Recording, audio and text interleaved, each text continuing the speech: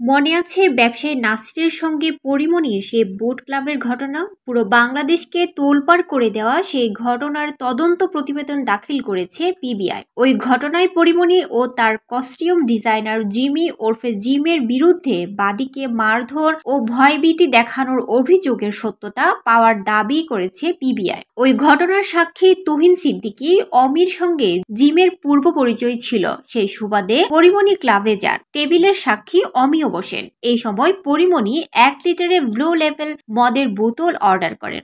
Order এক পর্যায়ে boat ক্লাবের নির্বাহী কমিটির সদস্য নাসির উদ্দিন মাহমুদকে আরও 2 জন ব্যক্তির সঙ্গে বসা দেখতে পান অমি। তখন অমি পরিমণিকে নিয়ে নাসির মাহমুদের সঙ্গে পরিচয় করিয়ে দেন এবং পুনরায় তাদের টেবিলে এসে বসে মদ্যপান সহ গল্পগুজব করতে থাকেন। কিছুক্ষণ পর নাসির মাহমুদ ও তার সঙ্গে থাকা আরও 2 জন যখন বার থেকে চলে যাচ্ছিলেন, তখন পরিমণি নাসির মাহমুদকে ডেকে বললেন, ভাই আমি আসলাম, আর আপনি এক্ষুনি চলে যাচ্ছেন? আমাদের সঙ্গে আরেকটু বসেন, আসেন কিছুক্ষণ গল্প করি। তখন পরিমণির অনুরোধে নাসির মাহমুদ ফিরে এসে পুনরায় তার টেবিলে বসেন। কিছুক্ষণ পর ড্রিঙ্কস শেষে পরিমণি ওয়েটারকে আরও 1 লিটারের 3টি ব্লু লেভেল মদের বোতল সহ 2 বোতল ওয়াইন পার্সেল দেওয়ার জন্য অর্ডার করেন। ওয়েটার যখন পরিমণিকে 2 বোতল ওয়াইন পার্সেল দিলেও ব্লু লেভেল মদের বোতল স্টকে না থাকায় পার্সেল দিতে পারেননি, তখন পরিমণি ডিসপ্লেতে থাকা একটি ব্লু লেভেল বোতল পার্সেল করে দিতে বললে ওয়েটার জানান বোতলটি বিক্রির জন্য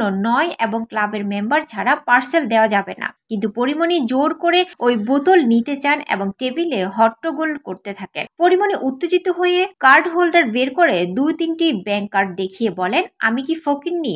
আমার বিল আমি পরিশোধ করব, আমি এটা নেবই। তখন পরিমণির সঙ্গে থাকা ফাতেমা বনি বলেন, ওনাদের যদি রুলস থাকে মেম্বার ছাড়া নেওয়া যাবে না, তাহলে তুমি নিও না। তখন পরিমণি বনিকে থাপ্পড় মেরে বলে, আমাকে দেখে কি মাতাল মনে হয়? পরিমণির সঙ্গে থাকা জিম তাকে শান্ত করতে গেলে তাকেও পরিমণি থাপ্পড় মারেন। এক পর্যায়ে পরিমণি খুবই উত্তেজিত হয়ে টেবিলের উপর থাকা গ্লাস এক্সট্রা বোতল ফ্লোরে এদিক ওদিক ছুটতে থাকেন। তখন নাসির মাহমুদ ক্লাবের শান্তি শৃঙ্খলা রক্ষার্থে পরিমণিকে বুঝিয়ে শান্ত করার চেষ্টা করেন। এতে পরিমণি আরও ক্ষেপে গিয়ে এক অ্যাস্ট্রে নিয়ে তার দিকে ছুঁড়ে মারেন, যা তার ডান কানের উপরে মাথায় লাগে। তখন নাসির মাহমুদ ক্লাবে পরিমণিকে সঙ্গে করে আনায় অমির উপর রেগে যান এবং বলেন, এরকম বিয়াদব মহিলা কেন ক্লাবে আসে? কাল আপনার নামে নোটিশ যাবে, এক্ষুনি এদেরকে নিয়ে বেরিয়ে যান। তখন জিম তেরে এসে বাদী নাসির মাহমুদকে গালমন্দ করতে 2-3টা কিল ঘুষি মারেন। এরপর আরও পরিমণি বাড়ির ভেতরে যততন্ত্র গ্লাস ছুঁড়ে ভাঙচুর করতে থাকেন। একটি গ্লাস